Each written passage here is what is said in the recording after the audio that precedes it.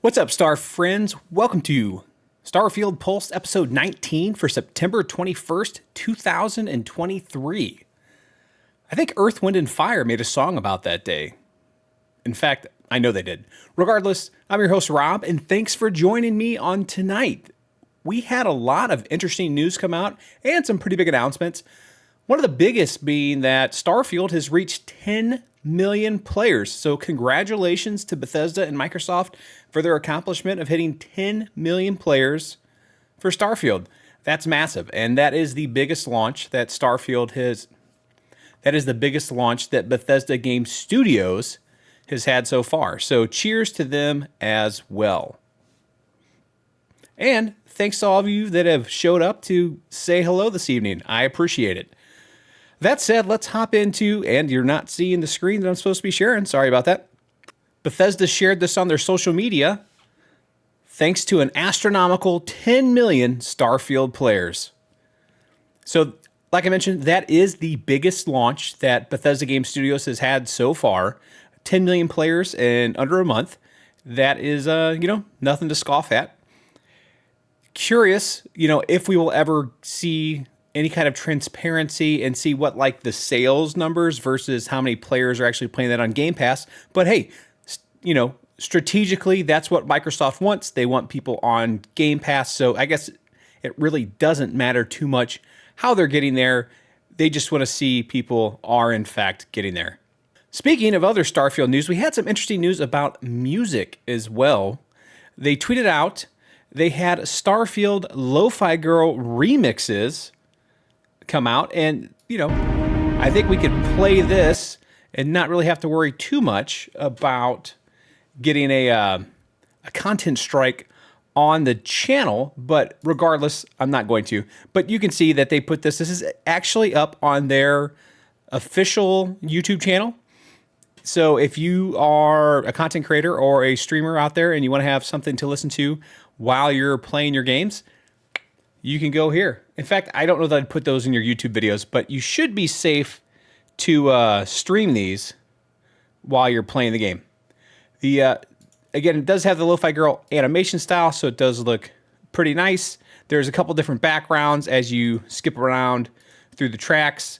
Vasco appears in your, I almost said cabin, but he appears in the cockpit.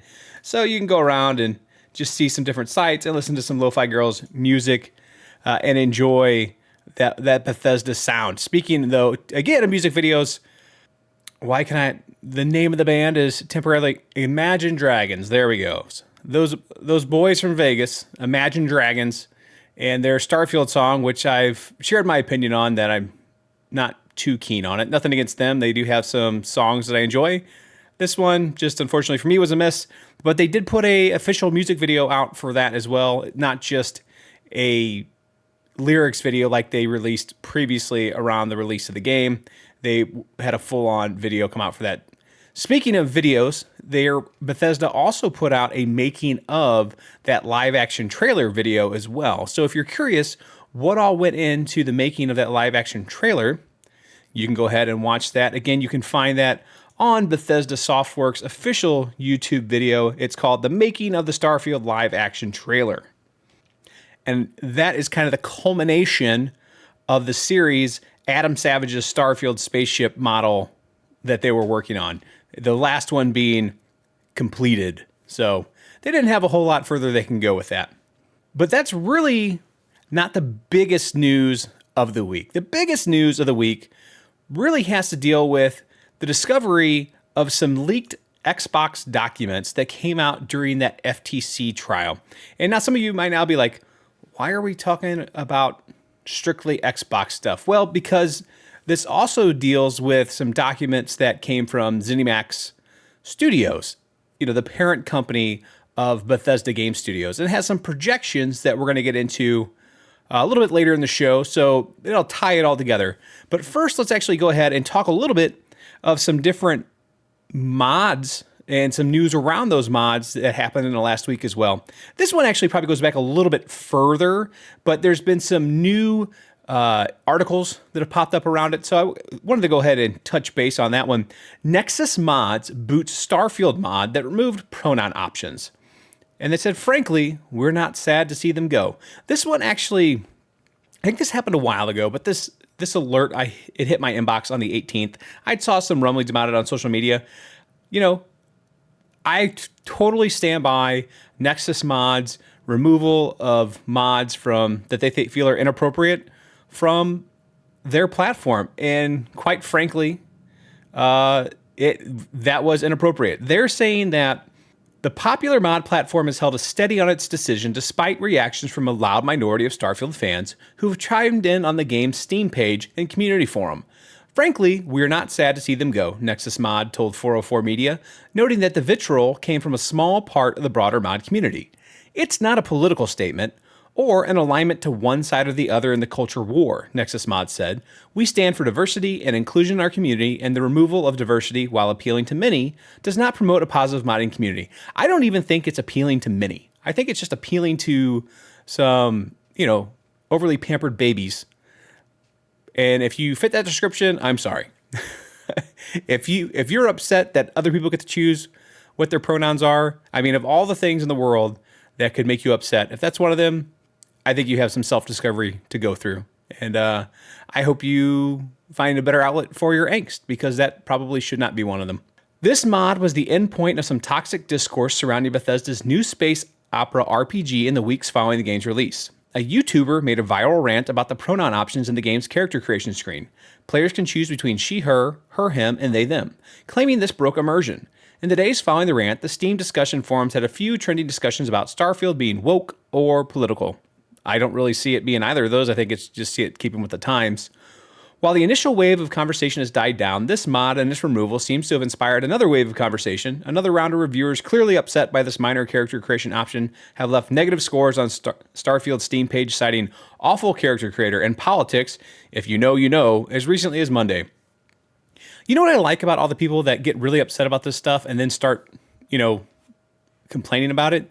They self-identify themselves as morons. So it makes them really easy to avoid, especially in social media. If you see somebody pop up and they start crying about this, mute. I have zero tolerance for this. It's very easy. If you pop up and you complain about these things, mute, ignore, block. It's so easy. Hopefully Elon doesn't decide to change that and remove that option from us, but as it stands, we can still do that, and it is wonderful. That said, let's go over to the next one. I spawned hundreds of Starfield NPCs and made them fight each other, and the winner was a guy named Bill. So this person is playing Starfield the way it should be, having an absolute blast and doing crazy stuff along the way. I don't know if I'll ever play through a Bethesda game properly, because I can't take more than a dozen steps into one of their open worlds without opening up the dev console to spawn a bunch of perishable food items, or turn off gravity, or otherwise distract myself from whatever quest I'm supposed to be doing. I'm already using Starfield console commands to set up battles between hundreds of robots, security guards, and bugs. And I've only just arrived at New Atlantis, the very first city that you visit in Starfield. There are just so many discoveries to make that it's hard to want to go back to actually playing the game once you've started messing with the console. For instance, the first thing I discovered when attempting to simulate Starfield battles is that some NPC IDs refer to the corpses of those NPCs, not living characters. Worse, when you spawn 30 dead botanists, their bodies become entangled and form a vibrating sphere of limbs and heads that undulate until each body frees itself and flops to the ground. That is truly terrifying. And for those of you that are watching, you can see what it looks like on your screen. And for those of you listening, I will definitely put a link in the show notes so you can go ahead and when you're free or you're in a safe place, go ahead and look this up, and it is kind of hysterical. And just to be clear, that article was from PC Gamer. And so yeah, there is a ton of wreckage and gore all across their Imgur captions that they have here. It's pretty funny. The next one I picked out this week was actually from PC Gamer, and they've had quite a few that seem to be, less down on the game and more just having fun with it. Bethesda finally put proper ladders in the game, so of course players have dedicated themselves to designing Starfield ships without any. What did the ladders do to you? That's the subtitle. I love that one. So thanks, Jonathan Bolding, for the good laugh. After all these years, Bethesda Game Studios has finally released one of its signature first-person RPGs with functional ladders. Glorified teleporters no more. Starfield's ladders have proper interacting, climbing animations, and since Starfield makes an attempt at somewhat realistic spacecraft design, its ships naturally contain lots of them. Also naturally, because it's just a few of the universe that players will defy game developers in every possible way they can, one person has dedicated their Starfield shipbuilding efforts to avoiding ladders. Thank you, sir. Thank you. Is this like the obstinate child in class that just is defiant and won't do whatever you ask them to because they're like, nope, not going to do it. You told me to, so I will not. I think I had a kid like that. No, I'm just kidding. I did. Those of you that are listening, you don't see me shaking my head yes. I'm just kidding, kids. The superiority of Stroud Eklund's side-mounted bay, truly zero ladders, 9,000 cargo, 68 mobility, and 130 speed, no mods, said amateur spaceship engineer Amarax in a Reddit post describing their build. It was swiftly followed by requests for a tutorial. Other ladder-hating players hungrily strike cursed and hateful rungs from their ships. Amarax made just that, a guide to no-ladder Starfield ships. And again, that is a post on Reddit that this article is derived from. And again, I will put a link to this article in the show notes. So if you want to see this beauty in action, it is it's quite nice, actually. It's something to behold. You'll need level 58 for the reactor and 60 for the engines. You can pick up cockpit on Titan, engines on Mars, then piece all the structural stuff together on a personal habitat platform. You'll also need Starship Design Rank 3 for the cargo modules and Rank 4 for the reactor engines, grav drive, and fuel canisters. So this isn't for the faint of heart, and this isn't for the person who just started playing last week, unless you level very quickly. Or, you know, if you just if you just console command yourself up there. But regardless, again, that will be in the notes as well. Another interesting mod, Starfield Modder just made it way easier to explore New Atlantis because, you know, people hate maps, apparently. No, we don't. We really love maps. They're very nice and helpful. I appreciate them anytime we can have them. So thank you to this modder who just made it easier for me to explore New Atlantis. And it looks like they did it in a very intelligent way. It's not just, hey, there's a new mini-map on your screen, which wasn't there to begin with and shouldn't be there. It looks like one of those, you know, like if you were at a train station and you were to see a map on a board, yeah, it looks something very similar to that. Starfield is a massive open world that's itching to be explored, blah, blah, blah, blah, blah. Spotted by PC Gamer, modder Just Okay Gamer has created a mod that adds a map of New Atlantis inside the city. The maps replace the billboard advertisement stands found across the city. As you can see in the image below, the map's inclusion is akin to seeing one of those directories you approach at the mall when you need to find something. Yeah, I guess you could say it's a mall directory too, but I prefer my my train, you know, my train or subway map comparison. It's based on a game map of New Atlantis made by Wolstick Anton Wix, a game-maps.com contributor. If you don't want to install the mod for any reason, however, you can also check out IGN's interactive maps that they have, which I think is basically just Map Genie.io. So anyways, again, I'll put a link to that in the show notes. This next one that I just showed you is how to create automatic animated subtitles in DaVinci Resolve 18.5. You probably don't care about that, but that's what happens when you sometimes get clicking too quick. But now let's get back to some more Microsoft / big picture ZeniMax management related issues. So, as most of us are aware, Microsoft was embroiled with the FTC, the Federal Trade Commission in the United States, over whether or not they were going to be allowed to purchase Activision Blizzard. And one of the things that happens in a trial is they have discovery. And in the discovery phase, different parties are required to provide, you know, evidence or documents. And my neighbor is actually texting me right now asking me, did you see the Xbox leaks? Like a new Model X that may be without a disc, new console in 28. And I'm literally sitting here talking about it on my podcast. He's a great neighbor. I hope you watch this later, Nick, and know. So anyways, ZeniMax Management Forecast. Time release schedule. FY, so again, this was made back in 2020. So this is about 3 years old, maybe like in 2019. But again, this had to be provided as part of Discovery. So this is old. It's not brand new. Doom Eternal and DLC. These are things they predicted to be out in 2020. The Elder Scrolls Online Greymoor, Fallout Wastelanders, Deathloop, and then in free-to-play mobile, they had Fallout Shelter Online and Project Whirlwind. We don't, as far as I know what Project Whirlwind is yet. We do know that Doom Eternal and DLC did come out. The Elder Scrolls Online did have a Greymoor expansion. Fallout Wastelanders has finally come out, and Deathloop did come out. So some of these things did come out, not necessarily in the same time frame. As we see here, FYI 21E, Starfield, right? So Starfield was obviously delayed, and it was delayed more than once. Elder Scrolls Online expansion. Again, Elder Scrolls Online did get their expansion. Redfall. So Redfall did come out. It obviously didn't come out in 21. It came out in 23. Both of these things were delayed. This was pre-pandemic, so they weren't really expecting to have these massive delays. Doom Eternal DLC, that I believe did come out. Ghostwire Tokyo, as we know, came out. Fallout Worlds came out, which is Fallout 76. And Project Hibiki. I believe, and others believe as well, that Project Hibiki was probably what ended up being Hi-Fi Rush.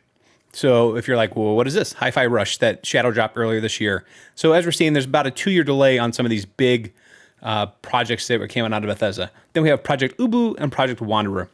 I'm not too sure what those are. Those are mobile. So again, we do see that ZeniMax had their site set on mobile, and they were creating mobile games. We had Elder Scrolls Blades.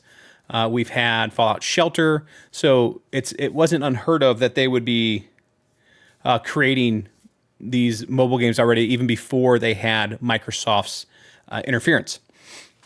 In FYE 22E, we have Indiana Jones game, Oblivion Remaster, Elder Scrolls Online expansion, Starfield DLC, and 3 planned titles. So a big delay we see is in the mobile titles too, because I don't think we've seen a lot of mobile titles come out of Bethesda yet, even though we know that Microsoft as a whole is going, I shouldn't say all in, but they are really pushing towards mobile, and I think we can see some of that payoff. That's not the right word. Payoff isn't the right word. But we can see some of the reasons why they want to do this with the Apple 15 Titanium being able to play Resident Evil 4 and Resident Evil Village.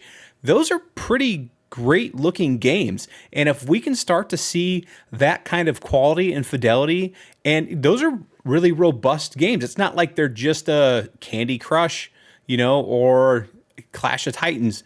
These are actually, or Castle Crashers. These are actually real high quality, what gamers would consider, core gamers would consider games on mobile. Or so let's say that you're playing it on the go on your phone, and then you get home and you cast it to your television, and then you Bluetooth a controller to it. Why do you need a console anymore? I mean, and people are willing to buy these every year. So now if you're Microsoft, you're like, hey, I'm just going to make high quality games and create my ecosystem, get my player base, and have other people's maybe mobile devices being able to play my games and play them at the fidelity that they can now. So anyways, again, we know they're going all in on mobile. There's shouldn't say again, not all in. We know that there's going to be a heavy push for mobile, especially with this Activision deal. So anyways, it'll be interesting to see what these pan out. But we saw that there is Starfield DLC. We do know that we're going to have one DLC soon.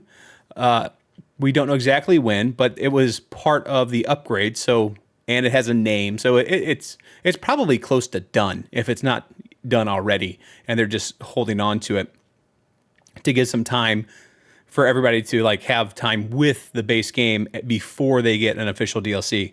We're not going to see the DLC until I think after the modding tools, and we're not going to get the modding tools for another 3 months. So it's going to be a minute before we see that DLC. Additionally, and to talk more about it, that DLC was supposed to come out in 22, and the game itself was coming out in 21, but it was going to come out in November of 21. So that could have been just a few months lag time, but we'll see. And then we have Doom Year Zero and DLC, Project Kestrel, which apparently is being actually done by ZeniMax. So this is projected to be another MMO that is a new IP. So it'll be really interesting to see how that plays out. And then we have Project Platinum, which some people are hoping that that is potentially going to be Dragon Scale, the game that they were working on with Platinum, which Microsoft was working on with Platinum Studios, but eventually shuttered. Now we could see them go back and potentially redo that. But what I kind of glossed over here is that there was an Oblivion remaster in there. I believe there was another Elder Scrolls game remaster in there. Personally, I'm not too keen on those. I don't want necessarily remasters. If they did remakes, maybe I'd be more interested, but I want new things. Give me new things. You can reuse your old IPs. Like Elder Scrolls 6, looking forward to that very much, but I don't really want another Elder Scrolls 3, especially with the way the modding community has upheld these games. I mean, if I really wanted to play them and have them look beautiful, I'd just go get some mods and make it look great, because the community has already done that for them. Unless they're just trying to do this as a way to cash in, I'm just going to kind of ignore that. But then we have FYI 24E, the Elder Scrolls 6. So we already know that Starfield slid 2 years. And Elder Scrolls 6 here was projected 24. So we're at least looking at 26, 27 at the best. And then we also know that they want to launch a console in 28. So maybe you just wait around and have Elder Scrolls 6 in 28. Project Kestrel expansion. So Project Kestrel, again, is going to be the other MMO. And it looks like that makes sense because it's going to be an annual cadence. It's probably similar to Elder Scrolls Online. They've really settled into that, and that game is a banger. They've done a really good job of maintaining it and keeping content coming out for it at a great cadence. If you've never played it, it's definitely worth diving into. I would check it out. I don't play it anymore, but I did play for quite a long time. They have a licensed IP game. It'd be really interesting to see what that license is. And here we have a Fallout 3 remaster. I hope that's more of a remake. And again, that's probably going to end up being like in 26. Elder Scrolls Online expansion, nothing new there. Ghostwire Tokyo sequel. I don't know if we'll actually ever see a Ghostwire Tokyo sequel, because I don't know that the original Ghostwire Tokyo did well enough to warrant a sequel. I played it. I platinumed it on the PS5 since it was out before it was on the Xbox, because that was when it was still, they had to honor that exclusivity deal they had with Sony.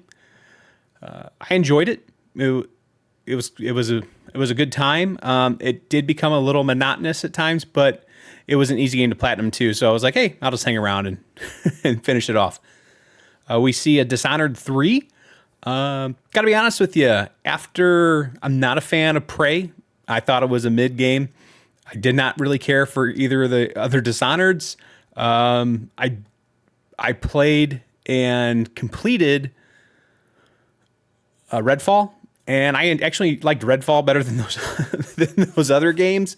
Simply, I guess, because of the style of game it was. But I don't care if they ever make another Dishonored. So if that one doesn't ever make it out, I won't be upset. I feel, Dishonored is one of those franchises where critically it was very well acclaimed. Everybody on the review side loved it, but it just didn't resonate with people and they didn't buy it. So be curious to see if that Dishonored ever comes out. Personally, if I am Microsoft and I'm looking at this, I'm like, which of these projects can I kill and take these people and get them working on Elder Scrolls stuff or more Starfield or Fallout? Stop piddling around or build these teams up and get them folded into Bethesda and make it to where, what you don't see on this roadmap? You don't see Fallout 5. Why is that? It's insane to me. The reason you don't see it is because it takes 5 to 6 years to make another game. So if this went out to 29, you probably would have saw Fallout 5 on here. But it only goes out to 24. And that's just too long. Todd's he's not an immortal. He's not going to live forever. But yeah, so this is, again, I will leave a link to this in the show notes, and you can take a look for yourself. It has some revenue projections. I'm less concerned about those. I'm more concerned about the fact of what we can kind of see from here. We only see, by the way, one Starfield DLC. We don't see anything again in FY23 or fiscal year 24. It's only in that one Starfield DLC, that only one Starfield DLC. So really interesting to see if we don't get announcements for any more here soon. But in addition to new games, we also got to look at a new potential Xbox, which, by the way, it's like a cylinder, and not a big fan. Unless that's really a lot smaller than the current Xbox, I don't care for it. I like the look of the new Xbox aesthetically, but I don't like it functionally. It's big and bulky. I prefer the S because it slides very nicely behind a television if you want it to. The X, not so much. But this is codenamed the Brooklyn Xbox Series X Refresh, the most powerful Xbox ever, now adorably all digital. Their words, not mine. Brooklyn will deliver 4K Gen 9 console gaming with more internal storage, faster Wi-Fi, reduced power, a more immersive controller, and a beautiful redesign that elevates the all-digital experience of the Xbox ecosystem, giving our fans more to love. Beautiful and innovative new design, more internal storage for games, 2 terabytes, USB-C front port with power delivery, all new, more immersive controller, same great price at $499. Updated technologies, all new Southbridge to modernize I/O and sustainability efforts, Wi-Fi 6E radio for better throughput latency and interference mitigation, Bluetooth 5.2 radio for improved accessory experiences, and a 6nm die shrink for improved efficiency. Improved sustainability story, reduced PSU powers by 15%, new low power standby mode is 20% of current XSS standby mode, increased use of PCR on housing to less or greater than 30%, 100% recyclable packaging. So there's a lot of things to really like about this. There is more internal storage, there is smaller footprint, lower power consumption, makes it, it's going to make it cheaper to run, it'll be better on your energy bill. Wi-Fi 6 is an upgrade for those of you that are on Wi-Fi over the Wi-Fi 5 that you're running now. Bluetooth for your accessories, that is better. But what I don't care for is that the name is still the Xbox Series X, and it doesn't have the disc. And right now we have the Xbox Series X and the Xbox Series S. The S doesn't have a disc. The X does have an optical drive. I think you're going to create confusion. So I don't know about that. I like the internal storage solution. I think that I have to check the prices on these, but I don't think the optical drive being removed and the increase in storage really offsets. I think these are going to be cheaper to make. But that said, I'm not too worried about the price being the same, staying flat and not going down. I believe that creators and people should get paid. If you make something, you should get paid for making that thing. So if Xbox wants to continue to sell their console at $500 and they're able to make it a little bit cheaper as time goes on, I'm fine with that, right? Because at first when they're selling these consoles, they're selling them at a loss, right? So it doesn't bother me that they're going to eventually make up that potential loss. And I know a lot of it's a loss leader so they can make the money on selling you the software. But at the same time, if they can make some money up on the tail end for the money they lost on the consoles originally, that doesn't bother me. I know that we're going to go to an all-digital future, similar to like we already see in the PC market. I am okay with that eventually, but I think they need to wait until they hit a new generation and not try to do that this generation, because they will, if they do release this Xbox and call it the Series X, and they have this current Series X on store shelves at the same time, they're going to confuse the heck out of a lot of people. But we're starting to run over on time, everybody. I really appreciate those of you that came to hang out and said hello in chat, and those of you guys that are listening to this after the fact. Just kind of a space there. There's one more thing I want to show you before we go, and that is the Sabile, which is the new Xbox controller. So this is, first off, I hate the way this looks. I'm going to put this out there right now. Not a fan. And I hope that they're just doing this. I I don't know why they're doing this. I hope they don't. But it says Ubiquity, play anywhere, Xbox Wireless 2, Direct to Cloud, Bluetooth 5.2. People are kind of asking, what does that Direct to Cloud mean? I suspect that means that you will connect this controller directly to your router. Hey, Sergios, thanks for the raid. I really appreciate it. So I suspect that Direct to Cloud means that they're actually going to, this will hook directly up to your router and not have to hook to your console. So that way you can, for example, I have a Samsung Odyssey Q8 right here, and this can hook to the cloud and play Xbox Game Pass games through the cloud. So I could hook this controller to my router, and I'd be able to play those games and have less latency. It's seamless pair and switch, new mobile app features, see paired devices in cloud, manage devices and accessories, immersion, feel the game, precision haptic feedback, VCA haptics, double as speakers, accelerometer, quieter buttons, and thumbsticks.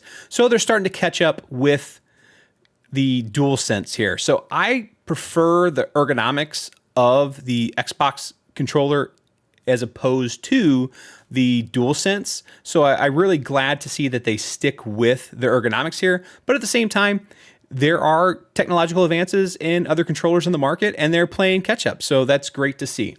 Sustainability, do good, feel good. Rechargeable and swappable battery, recycled materials and less resin, repair and disassembly.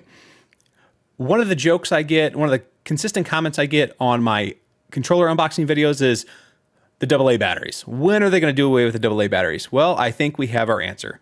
With the C-Bin, we will finally see them probably do away with the AA batteries, much to Duracell's chagrin.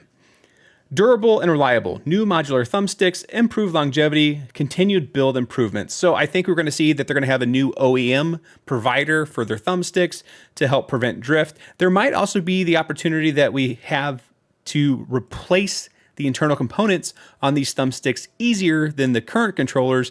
And that way, if they do wear out, it's something that you could purchase and more easily replace than have to just feel like you need to buy a new controller because your controller broke.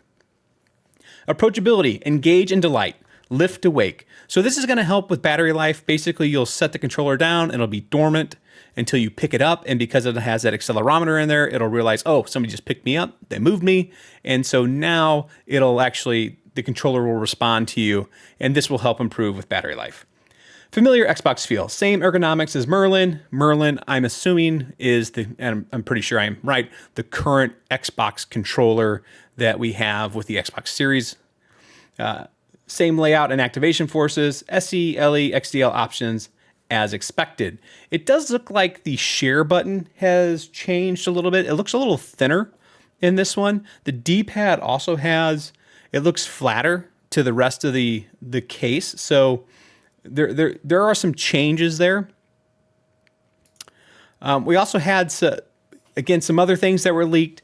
We have some potential FYI 23 goals that they wanted to have to reach their 2030 goals. They feel that these are things that they could use. Yeah, so there were comparisons to the Luna controller and the Stadia controller because of the cloud compatibilities. And so again, here's some more things that were leaked about their controllers and their consoles. And some people were able to actually kind of piece through here that there was something about XDL, which they believe stands for Xbox Design Lab.